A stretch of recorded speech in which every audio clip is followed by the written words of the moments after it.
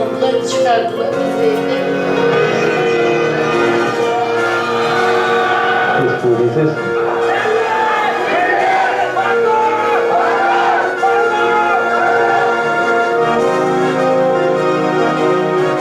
Çocuğun gözyaşıyla diyeceklerse bu başarı değildir.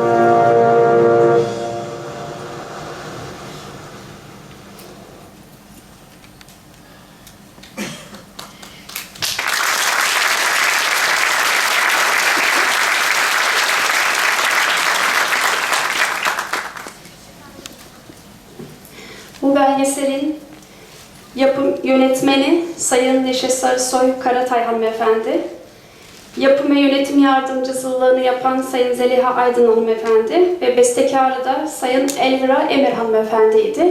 Biz şimdi hem onların duygularını hem de belgeselle ilgili daha detaylı bilgi vermek üzere yapımcı ve metin yazarımız Sayın Zafer Karatay'ı huzurlarınıza davet ediyorum.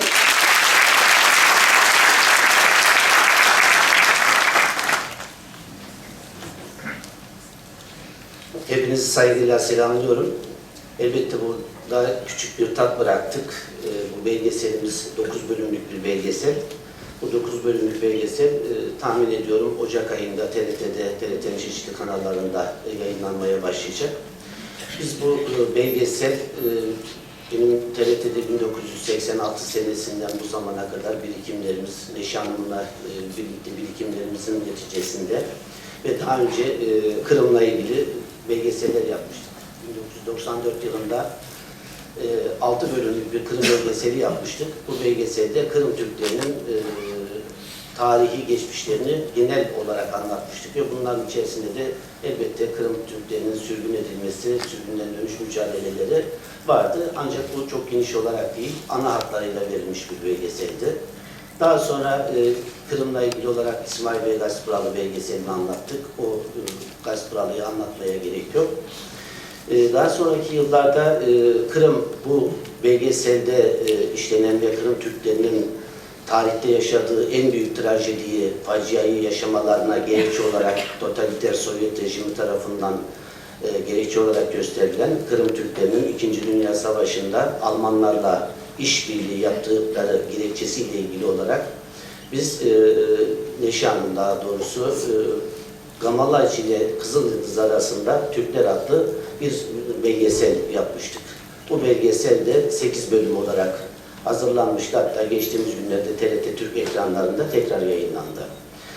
Bu belgesel, Gamalaç ile Kızılyıldız arasındaki belgeselde de 100 küsür tane 2. Dünya Savaşı yıllarında Sovyet ordusunda asker olarak savaşırken Almanların eline esir düşmüş ya da Sovyetlerin işgal ettiği Kırım'dan daha çocuk yaşlarda zorla Kırım'dan Almanya'ya, Avrupa'ya Ostarbeiter yani Doğu işçisi olarak götürülen insanlarla yapılmış röportajlar vardı. Ve bunların kaderini anlatan bir belgeseldi. O belgeselle ki Türk tarihinde bence Türkiye'de bu konuyla maalesef çok az yer verilen, son derece saçma sapan Sovyet propagandalarının etkisinde kalınan eserler üretilmekte. Mesela bunlardan biri, tabii bu bir roman olarak gerekçe nedir dediğinizde roman olarak iddia ediliyor. Zülfü Livaneli de bir serenat romanını yazdı. Onun içerisinde Mavi Alay vesaire filan bir takım şeyler yapıldı. Ama o insanlar bunu gerçek olarak insanlar algılıyor. Bu şekilde bir kanaat oluşturuluyor. Burada bu Gamalaç ile Kızılyıldız arasındaki belgeselde biz bunlar ne kadar asılsız olduğunu kendi görgü tanıklarıyla ve Alman bilim adamlarının araştırmalarıyla, onlarla yapılan ve diğer bizim Türkiye'de bilim adamlarının yaptığı araştırmalarla bu belgeseli göstermiştik. Bir de elbette bu 18 Mayıs 1944 ve sürgün mücadelesinin kapsamlı bir şekilde ele alınması gerekiyordu. Özellikle 11 Eylül Amerika'daki olaylardan sonra, Sovyetler Birliği'nin dağılmasından sonra dünyada yeni bir düşmanlar yaratıldı. Tabii ki bunlarda sebep sonuçları ve buna biz Müslümanların katkıları nedir? Bunlar ayrıca irdelenmesi gereken konular ama